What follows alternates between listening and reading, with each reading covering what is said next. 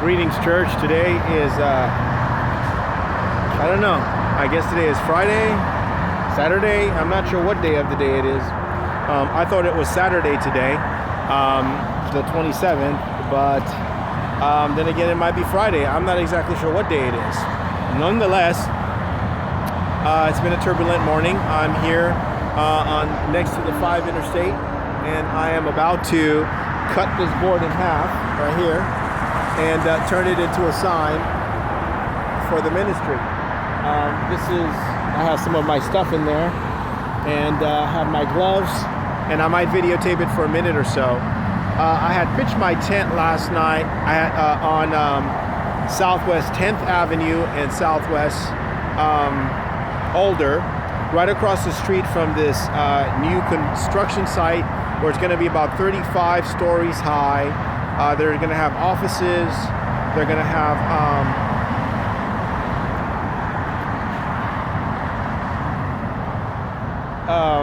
apartments, and there's also going to be a hotel in the tower. I had pitched the tent. I was going to pitch it on 10th, directly behind the TriMet train station, but the Lord says no, don't do it there. So He showed me a new place to pitch the tent on Alder, which is directly across the street from the construction site. He told me to wake up at 5 in the morning. At 4:30, a truck pulled up directly in front of the tent. So I was alarmed, and I thought, well, I probably should move the tent. So I dragged it from where it was at, from Alder to 10th Avenue, directly behind the TriMet train station. And I was in there for about 45 minutes or so. I was kind of tired. I had just had a nightmare before the truck pulled up, and the Lord delivered me out of it. I think if He had not delivered me out of it, I would have died in the dream. I stuck my hand and took out an egg of an animal. It might have been a serpent. I'm not exactly sure. But the animal, when the Lord handed back the egg to the animal, it was the weirdest thing I'd ever seen in my life. It scared the hell out of me. I'll be honest with you, church. I was so frightened by that. I was dealing with the issue when the truck pulled up. To wash that out of me, sort of like to bring me back down to earth, there were several hits. The first hit was the truck, and the Lord says 5 a.m. I needed to leave, and I should have obeyed right then and there, but my body was so tired because I had been awakened earlier than that. And as I'm talking to you, I want to show you this bush right here. You see that little bush right there? There might be snakes in there, so I'm going to have to move myself to this side over here when I do the cutting, okay? So I'll have to apologize because I don't like serpents. They're not my friends. But anyway, long story short, I'm going to have to change the position of the board too. Anyway, long story short, when I moved the tent, I didn't know that the clan was going to send Securitas to hit my tent. Okay, and my tent was hit hard enough for me to explode and deal with the security and deal with the city, I guess city cleaners or something. I'm not exactly sure what. But anyway, it was a male and a female, and it was apparently I'm learning now that it was a female that hit, and they were both representing, or their faces, from what I can see, it wasn't the company, but apparently, well, it might have been the company, but it was the clan with the company, Securitas, and I was directly across from the Target building, the Target store, and I guess it was their security. They asked to remove me when I really wasn't even nowhere near. There was more than 6 feet between me and the building, so it was a hit rather than me violating. I didn't violate the law. I didn't violate the sidewalk law, and I was behind TriMet, so I guess I have to consider it a hit. And apparently it came from 2 angles. One, it came from the Queen, because I read a passage of the Bible. This is the passage that I read out of Luke 22 last night. The Lord had asked me to come out and read. And basically the summary of it is Old Testament Passover to New Testament Passover. And what I read was this: now the Feast of Unleavened Bread drew near, which is called the Passover. So I explained how Passover came about out of Exodus. The whole the 10 plagues, and the final plague was the fact that the Jews were going to be passed over while the death angel was going to kill all the firstborn of Egypt.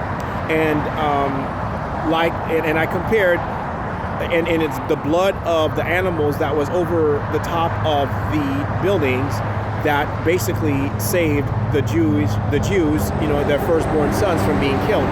Well, I compared that to the blood of Christ in the New Testament, where it was because of the blood of Christ, God passed over us the judgment that was due to us, and the same way he passed over the Jews the judgment that was due for the slavery that they had to endure for 430 years. And so the same way the Lord delivered Israel out of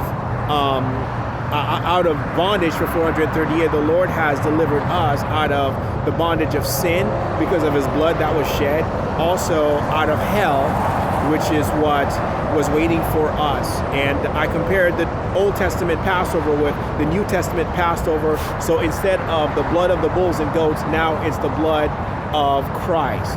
And apparently somebody said that the Queen didn't agree with it. A man had given me a $5 bill. I kept it until this morning, and apparently the 5 is supposed to signify a serpent, therefore I was hit for it. They don't believe that my teaching is accurate. I don't know what I'm talking about. And then there was another angle where another security guard the day before, I had parked my tent, the same one that I've been using. I haven't been using the 8x10 for the last 3 days. So the new tent, actually it's an old tent from Joint that had been torn. Both of the legs were broken anyway, and it's taped up. So anyway, when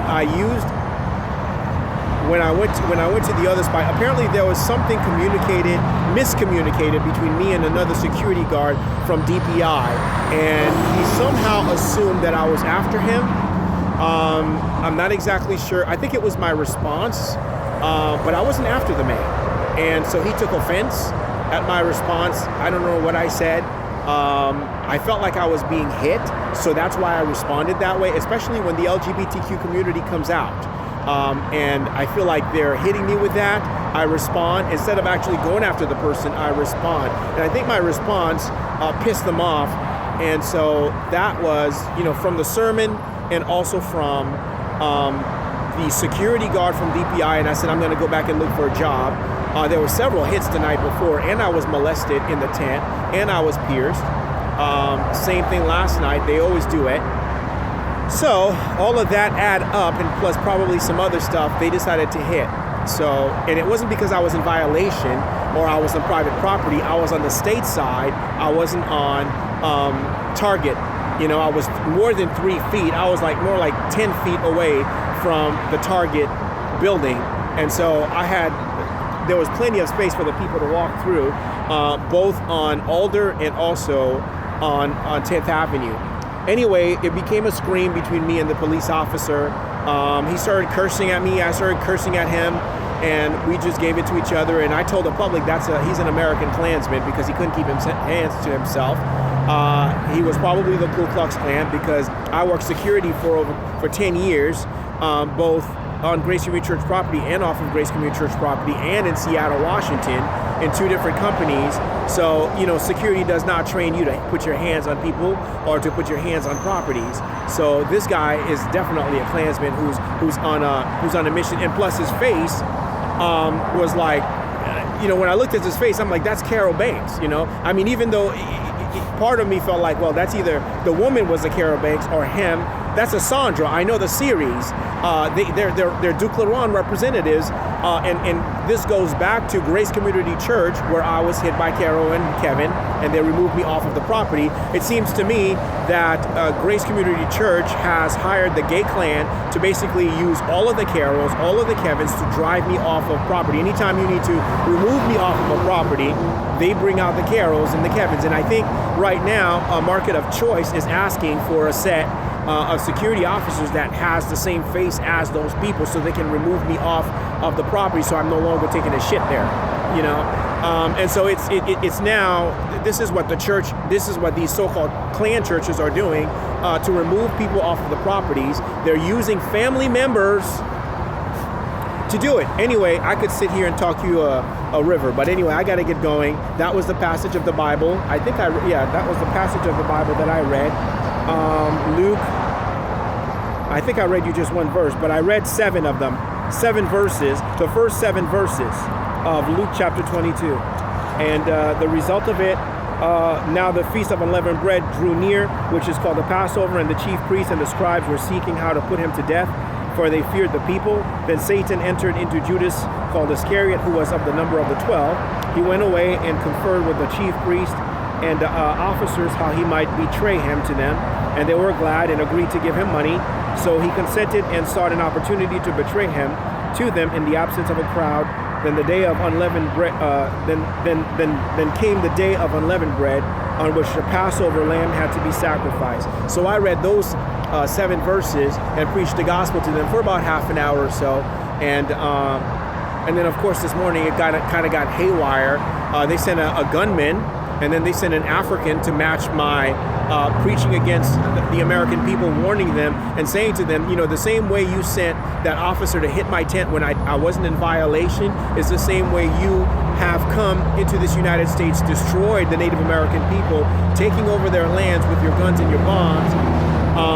You know, you people are doing it, you know, beginning with me to the country, but then you're doing it all over the world. You know, at some point, God is going to put an end to what you're doing and terminate your, you know, whatever this thing is that you've done. I didn't go to the police department, but you know, there are bad vibes between myself and these homeless and these homosexuals and these people in Portland, and I don't think it's ever going to end until these people accept the fact that I'm not the lead in church planting. It is God and His Son. Anyway, I'm doing this now because they asked me to do it. I'm about to cut this in half and put connectors here and make a sign. And I'm not sure if it's going to be for the tent or if it's going to be for a building, but wherever God tells me to put it, that's where I'm going to put it. And I will talk to you later. I'm going to videotape this for a little bit in videotape 2, and we'll talk again.